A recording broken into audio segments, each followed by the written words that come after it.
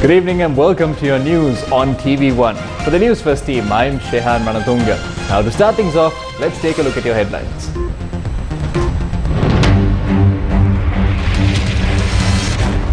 One dead and scores injured in Mavanalla bus collision. Venerable Sirida Mathero, detained under PTA, moved to the hospital. Political decisions caused economic crisis, says Finance Secretary. Minister Bandula Gunawardena reveals his version of the economic downfall.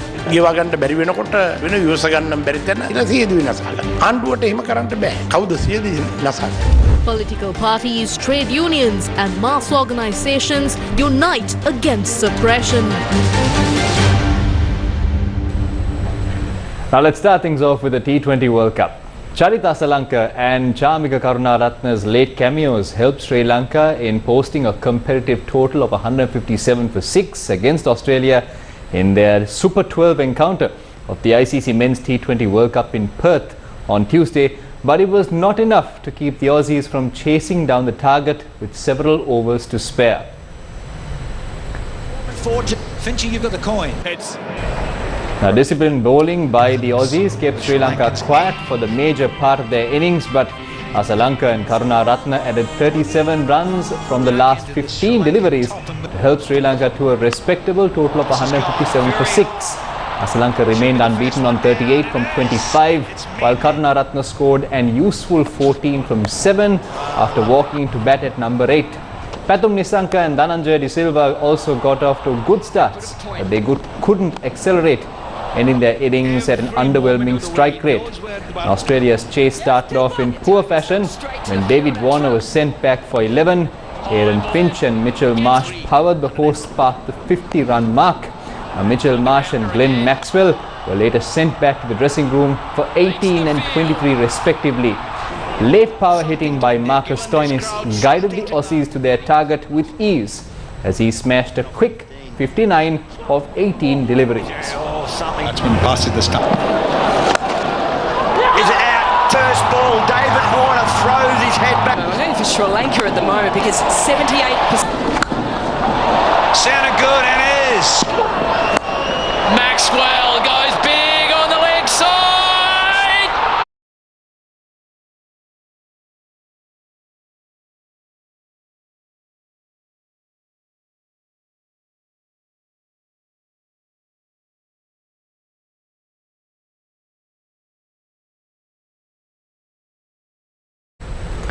In the meantime, one person died and scores were injured following an accident. That's a tragic incident at the Colombo Kandy Road.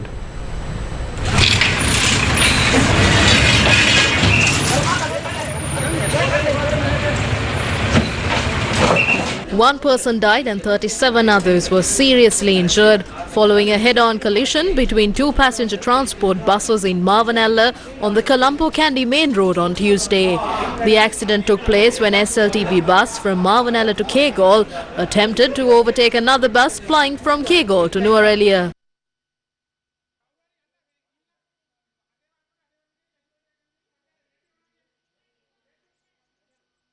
The injured were rushed to the Mavanalla hospital where a 67-year-old woman from Mologoda was ruled dead upon admission. Sri Lanka police said that the drivers of both buses were arrested.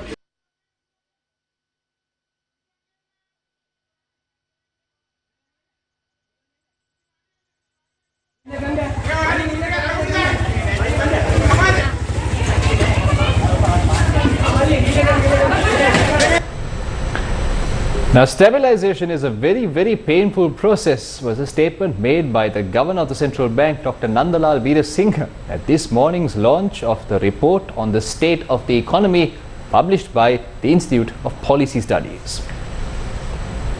The Governor pressed that a meaningful discussion on the potential path towards recovery with an intellectual community was important in seeking new alternatives and suggestions for policy frameworks. I'm optimistic because I believe that with the crisis is an opportunity. The people in this country and the authorities certainly will realize the importance of implementing important medium to long-term growth enhanced reforms.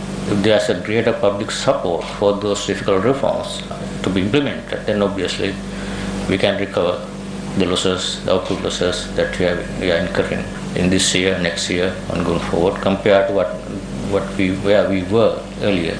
And this time it's much more complicated. We are in the crisis, not only because of the balance of payment crisis, also debt crisis coming together.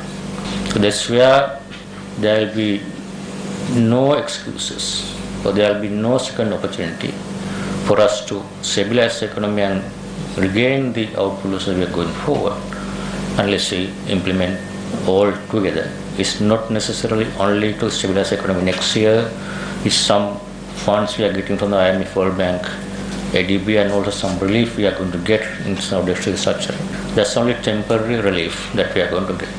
If you don't implement the more important reforms, growth enhancing and imbalances that we have seen several decades in this economy, then you will certainly be going back to same cycle, boom bust cycles. What I see now is obviously when you are trying to stabilize the economy in this kind of difficult situation, obviously this very, very painful process. There's no question about it. We have at the earlier announced the preempted default, and then we obviously defaulted. It's part of the sovereign debt, restrictive defaults, and now we are in the process of debt restructuring, and also we are tightened monetary policy, very high interest rates, and now the tax package is quite more especially in this kind of situation. And I can understand the criticism coming from the public, and also a banking crisis. There are a lot of debate going on whether banks are in a difficult situation. Obviously, banks are in economic contracting, interest rates are high, exchange rate depreciating, bank balance sheet is getting weaker. But fortunately, we had a good banking system before the crisis. There are some buffers that can be utilized. Obviously, going forward, there will be some stresses.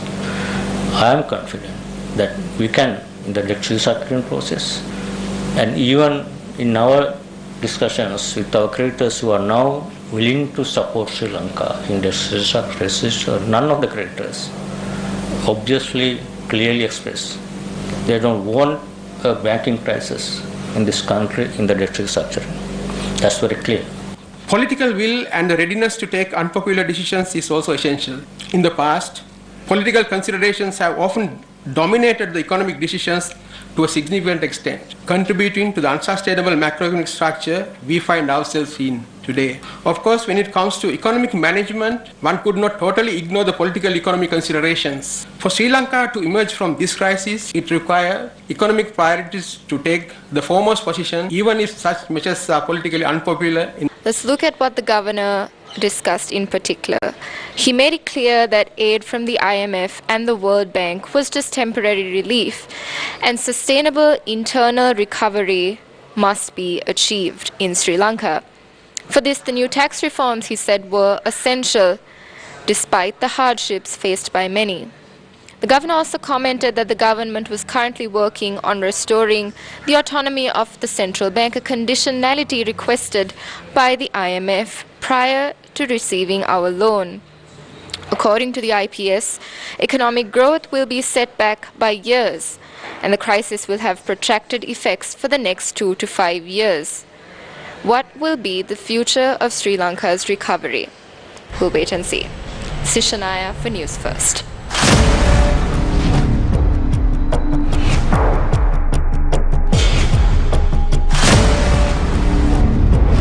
Economic crimes. Sri Lanka's Central Bank Governor Dr. Nandalal Veerasinghe and the Finance Secretary have both echoed that the process to stabilize the economy is going to be a painful process. However, this is what Dr. Bandula Gunawardena, the country's media minister, had to say about the economy. The economic growth of the country is expected to be -7 or 8 by the end of the year. We never had a negative economic growth post-independence. We do not have the rupees, we do not have the dollars, we do not have any expert with the required intellect and skills to solve the crisis that has been brewing for 62 years. Sri Lanka's debt status currently depends on heavyweight financial services company Leopard. Sri Lanka cannot access loans internationally for any project until the debt crisis is solved. This is not a crisis that was created because of a decision by one politician. Governments have obtained loans to repay previously obtained loans. However, the result of overdoing it led to the crisis in the country. It's the same with a single person, because when you obtain a loan and are unable to pay it back, you obtain another at a higher interest rate. When you cannot pay that also, the person writes a letter blaming himself and commits suicide. The government cannot do that.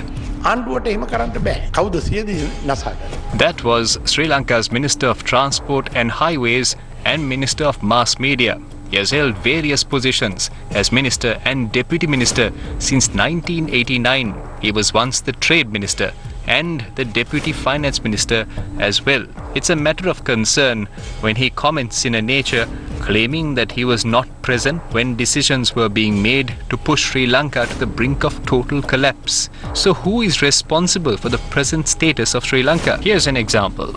At the end of 2005, Sri Lanka's total debt was just over 9,367 million US dollars, according to the Auditor General's special report on Sri Lanka's financial management and state debt control. According to this report, as of 31st December 2021, Sri Lanka's foreign debt was 245% greater than what it was in 2005. Sri Lanka's foreign debt, which was $9,367 million in 2005, increased to $33,390 million US dollars by 31st December 2021. Why is Sri Lanka in so much debt to the world? Did Sri Lanka divert these funds into projects that generate revenue, or were they simply dumped on projects that generate no income but line up the pockets of a few? Mattala Airport. Sri Lanka boasts of an airport and a port, two projects that make headlines whenever a plane and ship arrive. Sri Lanka obtained a loan of 210 million US dollars at a very high interest for the Mattala Airport. However, its return on investment is extremely low. When the government changed, this state-owned property was used for paddy storage, depicting a strategy of making policy decisions to allow airport infrastructure to decay. Sri Lanka is now hunting for investors for the Mattala Airport. Hambantota Port. The Hambantota Port was constructed at a cost of 307 million US dollars at an interest rate of 6.3% in 2008. When Sri Lanka failed to service the debt, the best section of the port was offered to a Chinese company in 2015 for $1.12 billion. So what is Sri Lanka doing by offering the best section to foreigners and defaulting on the debt? Magampura International Convention Centre. The Magampura International Convention Centre was declared open in 2013 after construction cost 15.3 million US dollars. Has this convention centre served any purpose today? Lotus Tower. Sri Lanka obtained a loan of 67 million US dollars as a loan with a high interest rate for the construction of the Lotus Tower, which we today visit by obtaining tickets. Later it was revealed an advance of 2 billion rupees was paid to a company for this project, and it has ceased to exist. Colombo Port City. The Colombo Port City is another massive project that does not have any clear form of investment. What happened was that Sri Lanka was compelled to deliver land rights for the sea area that was filled to create the port city. A separate law was introduced, awarding special benefits for the Colombo Port City. These are just a few projects in Sri Lanka that were launched after obtaining massive loans. But did the people ask for them? Were these projects implemented so that someone could make a quick buck? Nevertheless, every single Sri Lankan is now compelled to pay for these loans. Shouldn't necessary action be taken against those responsible for this situation, at least now? Now, to understand the real situation in Sri Lanka, one must definitely visit the rural villages spread across the country. Have those who took up the responsibility of uplifting the living standards fulfilled those responsibilities? On day 21 of the Gum at the Door to initiative, our teams came across many instances that show the reality on the ground.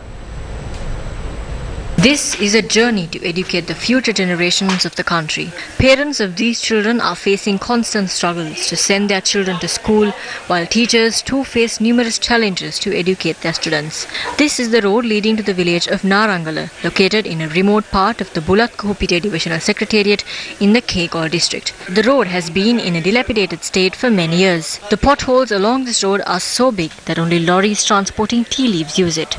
Teachers face countless obstacles to reach the Narangala Primary School in the Deyovite educational zone to educate their 145 students who eagerly await their arrival. Sadly, the school does not even have a library.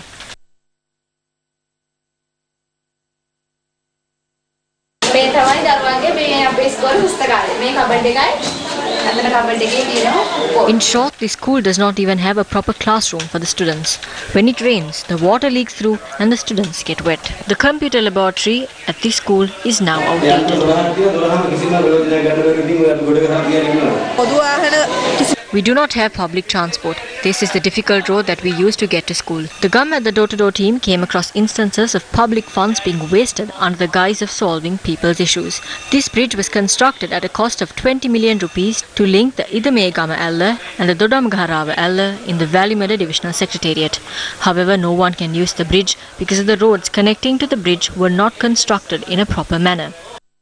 අවුරුදු 11ක් වෙනවා දැන් මේ පාලම හදලා. කිසිම ප්‍රයෝජන නැහැ මිනිසුන්ගේ ඉඩම් ටික කාදනය වෙලා මේ ගඟට එකතු වෙන එක තමයි වෙන්නේ.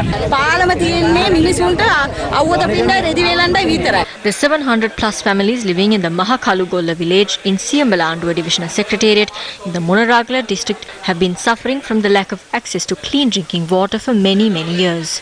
According to the villagers, 1 in 3 people are victims of chronic kidney disease. Over the year, many lives were lost due to chronic kidney disease.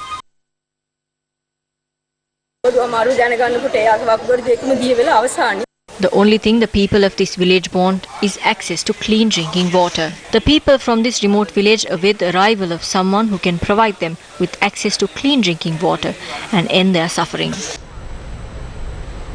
Now, elephants tend to raid crops owing to the loss of habitat and resources, resulting in direct costs in the form of human and elephant mortalities and crop or property damage.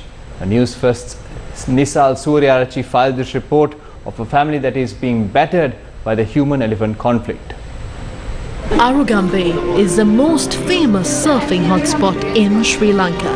However, there is also a sad side to it. Muhammad Alia and his wife are an elderly couple living in a small hut located close to the Arugambe coast in the east of Sri Lanka. Muhammad was attacked by an elephant and barely survived a few years ago, and now he is left paralyzed without the hope of ever walking again. Muhammad's wife operates a small tea shop that finances their daily lives. In a land patrolled by elephants and a broken down road system where vehicles can barely pass, the future seems bleak for people like Muhammad. But Muhammad and his wife spent their days together, hoping that the future ahead would be different for the generations to come. Now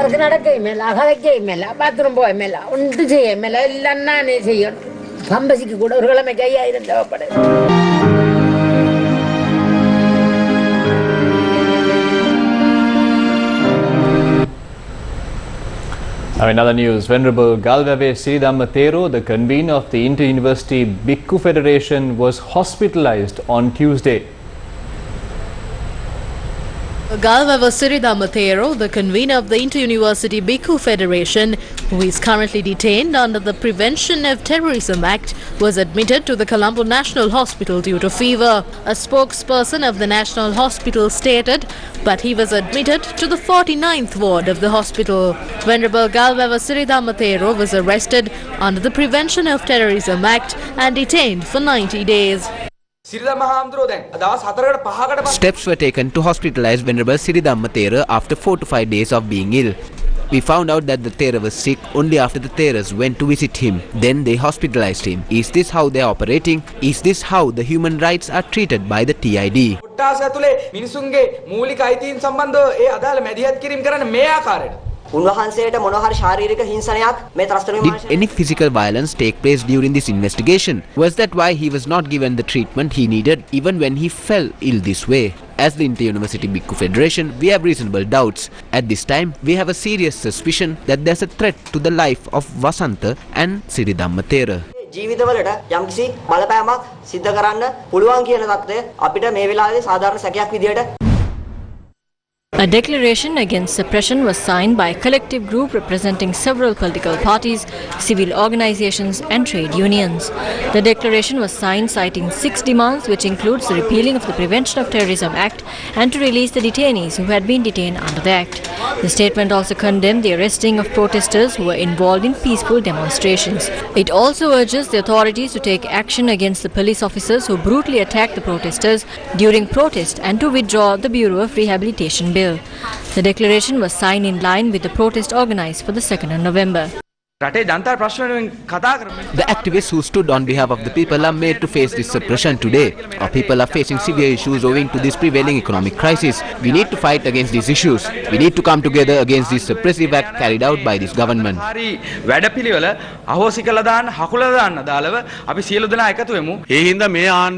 the Samagi Jana Balawege, we have decided to render our fullest support to the protest organized by the civil and trade unions, which is scheduled to be held on the 2nd of November. දැවන්ත විරෝධතා ව්‍යාපාරයට සමගි ජන බලවේගයේ හැටියට අපි පූර්ණ සහයෝගය විතරක් නෙමෙයි අපේ සම්පූර්ණ දායකත්වය අපි ඒකට ලබා දෙනවා මේ As a political party, we have decided to give our fullest support to these multi-party organizations to establish a society where democracy prevails and a society where the people can enjoy their life. අපි මේ සියලුම බහුජන සංවිධානත් එක්ක එකතු වෙනවා කියන එක විශේෂයෙන්ම මේ අවස්ථාවේදී සඳහන් කරනවා. If you are trying to continue your political legacy with a group of terrorists who ruin the economy of this country, you might have to continue your suppression against these civil activists and media organizations. We need to defeat this suppression. We need to defeat all these suppressive acts carried out against the protesters and civil activists. We need to come together for this. මේ ආණ්ඩුව දැන් මේ ගෙනියන ජනතාවගේ අයිතිවාසිකම් සියල්ල උල්ලංඝනය කරන ක්‍රියාකාරීත්වය පරාජයට පත් කරන්න නම් අපිට එකතු වෙන්න. These were the views expressed by the Trade Union Coordination Centre about another joint protest that is planned to be held on Thursday. On one hand they are taxing and on the other hand they are selling. Interest has increased, inflation has increased, unemployment has increased, the farmers have no fertilizer, the fishermen have no oil. The country is in utter disaster. When the IMF says they increase the oil prices, they increase the electricity bills. When they ask to sell the institutions, they sell. When they say to cut the debts, they try to cut it from the Employment Provident Fund and from the banks. If you can't do this, please leave. If you don't understand the word go, we will make you understand it on the 27th. සුද්ධ දළදා පෙරහැර නවත්තන්න ගහපු ආඥාව රනිල්ගේ පොලිසිය ආපහු පරණ පිටු පෙරලලා අරගෙන ජනපීඩක ආණ්ඩුවලට එරෙහිව මතුවෙන විරෝධතා පාලනය කරන්න හදන පොලිසිය මහත්තුරුන්ටත් කියනවා ගෙදර නෝනාගෙන් අහලා බලන්න ළමයි උදේ කණ්ඩ දුන්නේ මොනවාද කියලා. ගෙදර නෝනාගෙන් කතා කරලා බලන්න ලයිට් බිලයි වතුර බිලයි කීයක්ද ඇවිල්ලා. First of all, the police should pay their light bills. 60 million in bills have not been paid by the police. අපි රනිල් වික්‍රමසිංහ ජනාධිපති. This message goes out to President Ranil Wickremesinghe. If you have an integrity to define this country, come out and ask for the mandate from the people. Come out and present your program, and if people accept it, we are too willing to support it. But without knowing where to go and what to do, if you tell us to wait for you to perform your miracles again and again by hijacking people from the Puhut tour and by suppressing the opposition and closing the mouth of others, we are not ready for that.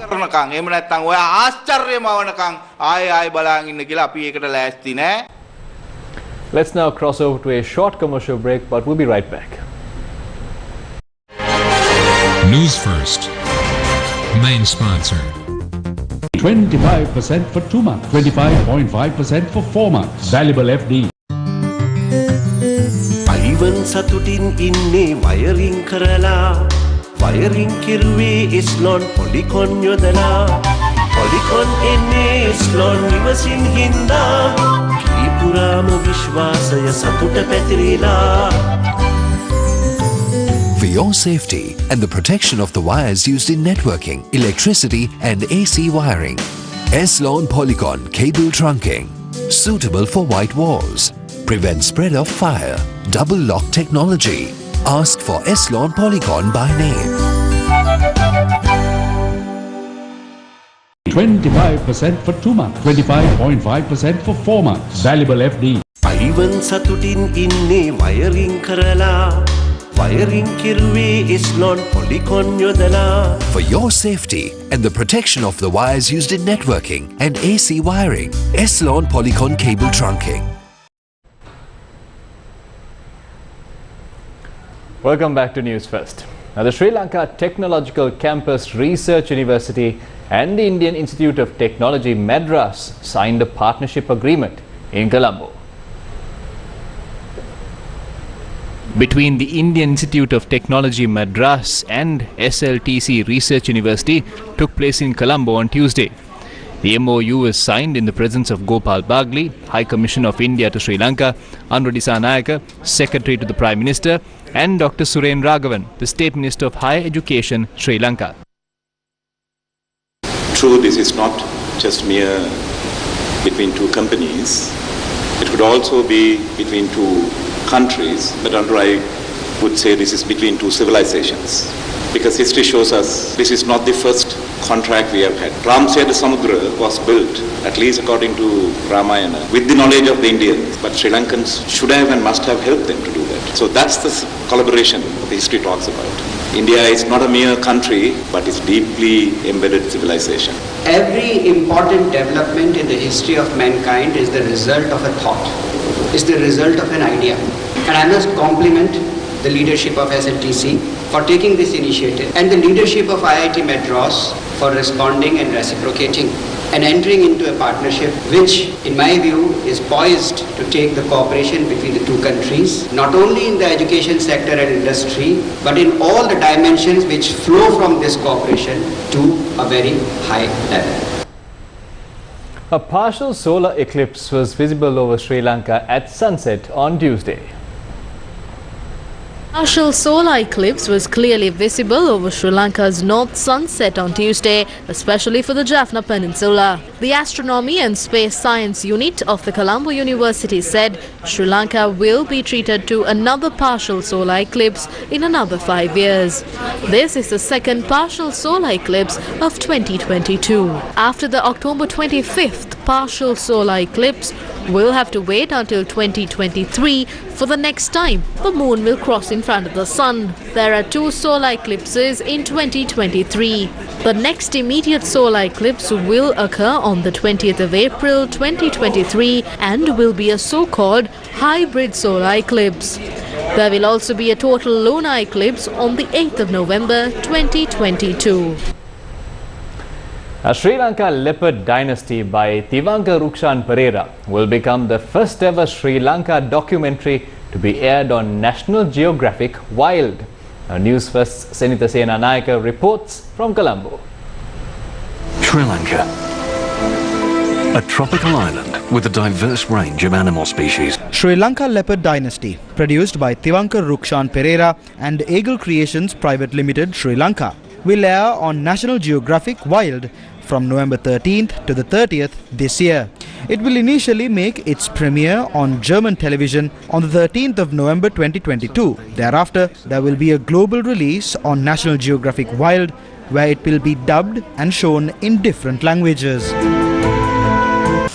Basically last year I wanted to make a documentary about the sloth bear, but when we started off filming but because of the COVID travel restrictions and all that, we couldn't film the sloth bear because the season was out. Then when we went back to the jungle, we started filming a lot of footage of leopard families and leopard cubs. So we had an idea to make a documentary around leopard families. So we basically focus on leopard families and leopard cubs and their trials and tribulations as they grow up in the jungle. So it doesn't have much male leopard characters like other leopard documentaries. It's basically a female-centric film. The director, writer and editor of the film, Tivanka Rukshan Pereira, is an alumni of Academy of Art University in San Francisco, United States, and a BFA in Motion Picture and Television. There's a lot of biodiversity in Sri Lanka that needs to be covered. Basically, the local crews have a lot of chance to cover this biodiversity than the foreign crews. Most of the time, it's the foreign crews who are coming here and doing the documentaries. So they have a different perspective that's not normally covered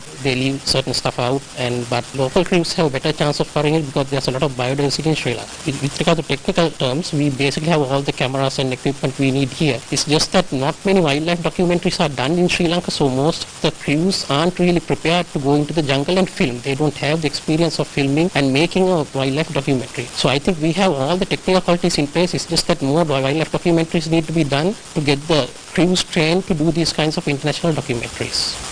According to Tivankar, this documentary was produced with much difficulty as it faced numerous obstacles, including the COVID pandemic that restricted travel for many months. However, Sri Lanka Leopard Dynasty was successfully completed by 2021 and acquired by National Geographic the following year. Currently, it's being dubbed to be shown in different languages later this year. Now, Sri Lankan authorities have decided to blacklist reckless off-road riders in the Yala National Park.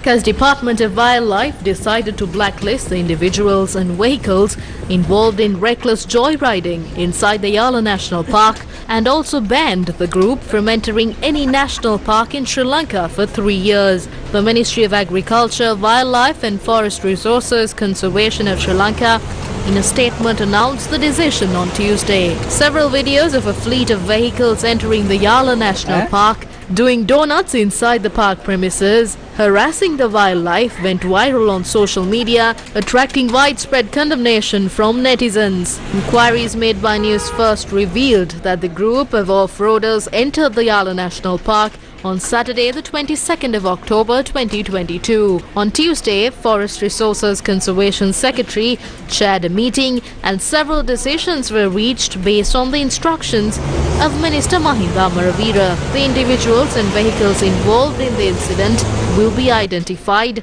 and legal action will be instituted against them. Authorities have been given instructions to conduct an investigation into the individuals and vehicles involved in the incident and use video, photo and social media evidence against them. The guides who accompanied the group in a fleet of vehicles who operated recklessly inside the Yala National Park and the park rangers who failed to control the situation were interdicted. The minister had instructed the Director General of Wildlife to request the Inspector General of Police to arrest those involved in harassing the wildlife irrespective of their status and position. Now on to some other news. Sri Lanka needs to do more when it comes to food security, and the primary objective of any government should be to support the local farmers. However, rather than doing so, reports are suggesting that efforts are being made to lease lands to multinational companies. These are the farmlands belonging to the Dehigama village in Ekiriyankumbura in the Ridimali at the Divisional Secretariat. More than 150 families living in this area depend on the income generated through agriculture. Farmers point out that efforts are being made to take these lands away from them and to lease it to multinational companies with different intentions. The Centre for Environmental Justice visited the location on Monday. Multinational companies are eyeing these lands. They are trying to do away with food production and use these lands for other things.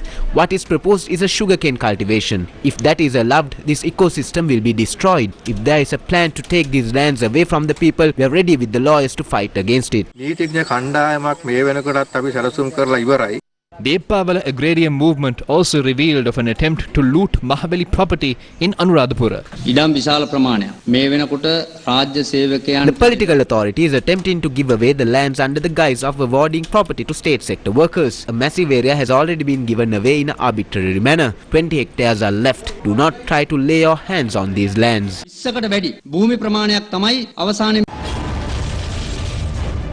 Do you remember 29th November 2020, Galvalayaya reservation in Polbad village in Ampara was cleared in a large scale. 3rd December 2020, indigenous community rises against forest destruction.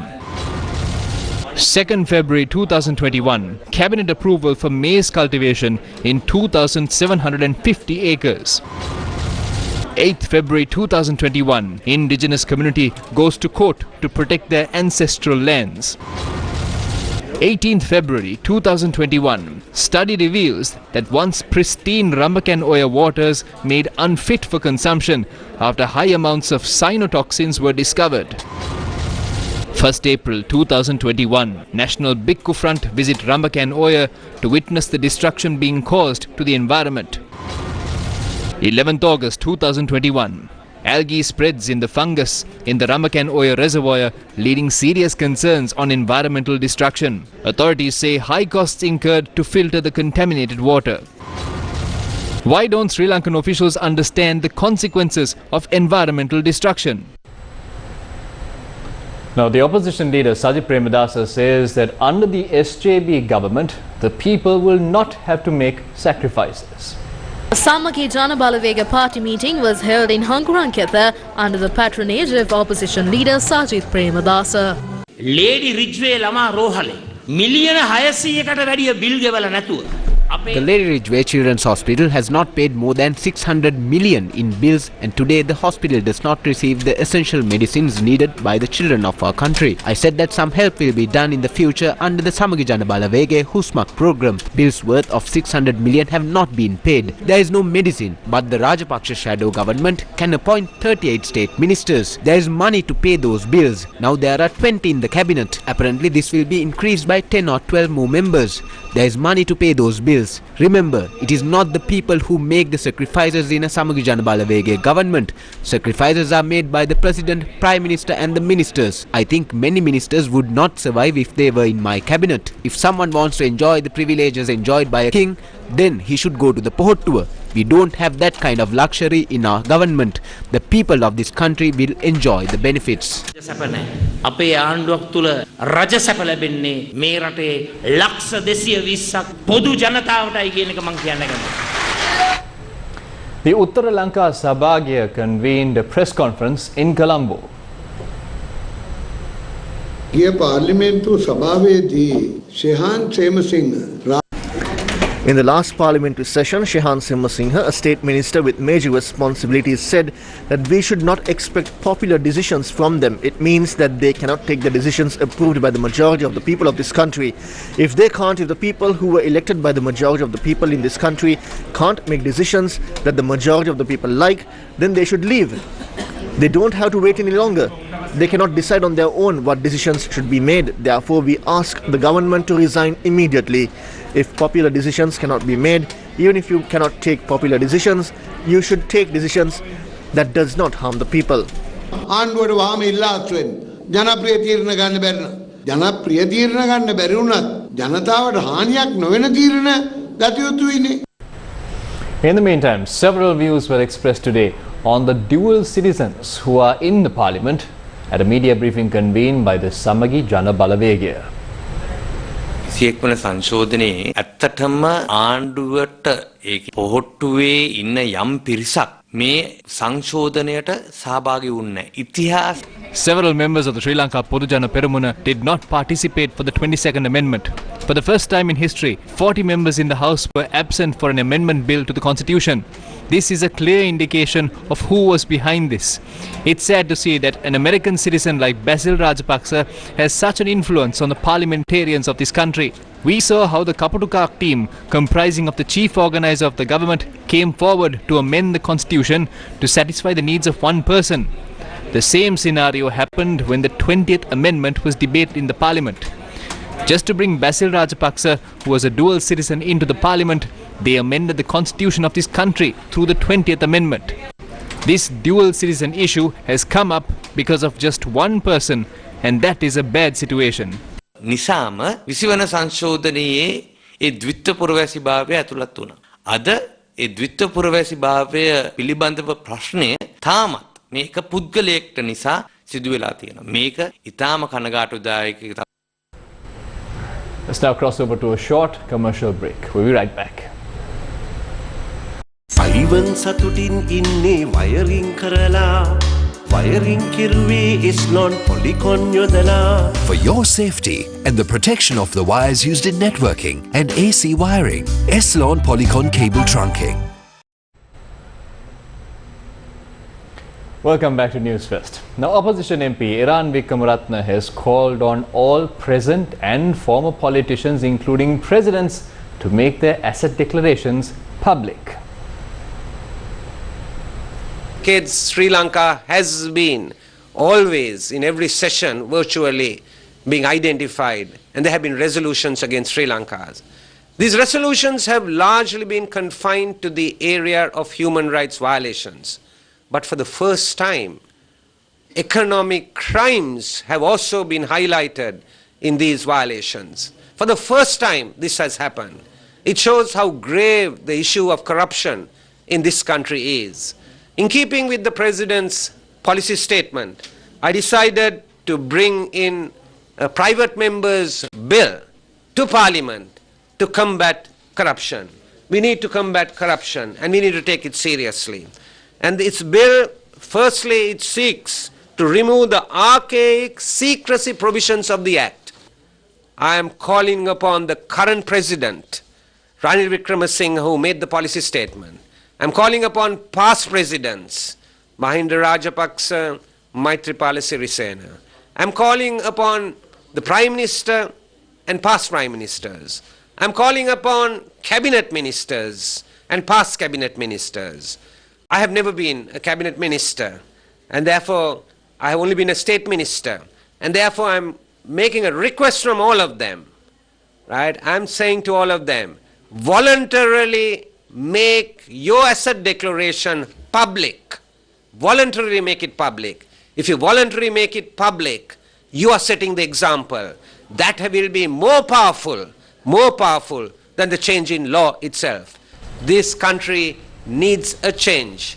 That is why people protested. Let's do what we all can do collectively to make a difference for a new Sri Lanka.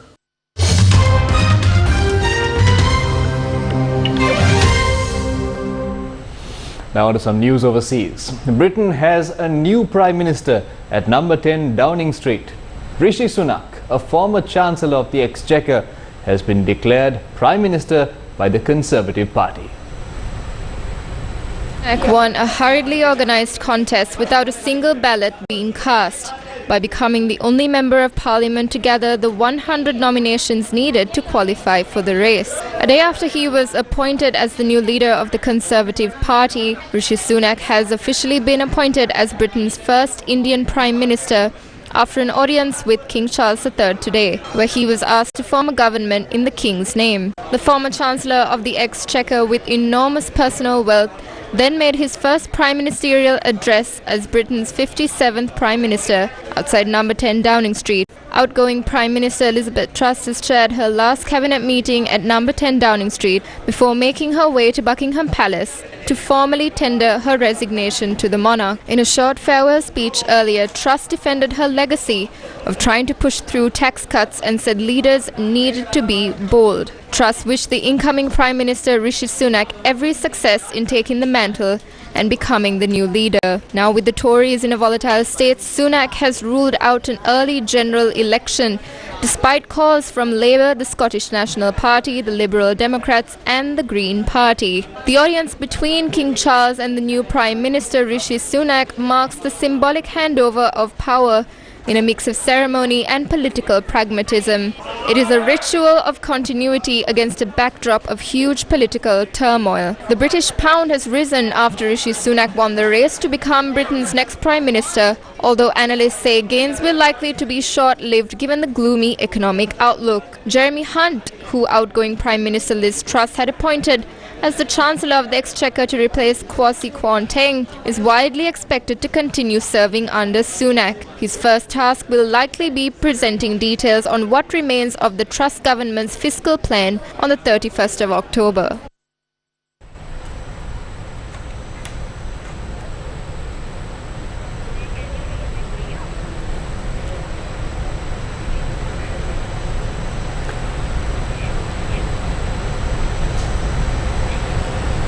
Sri Lankan President Ranil Wickremesinghe expressed confidence that ties between Sri Lanka and the UK would be further strengthened under Rishi Sunak's leadership as the Prime Minister of the UK. The President's media division said that the President extends his warm felicitations on the appointment of Honourable Rishi Sunak as the Prime Minister of Britain.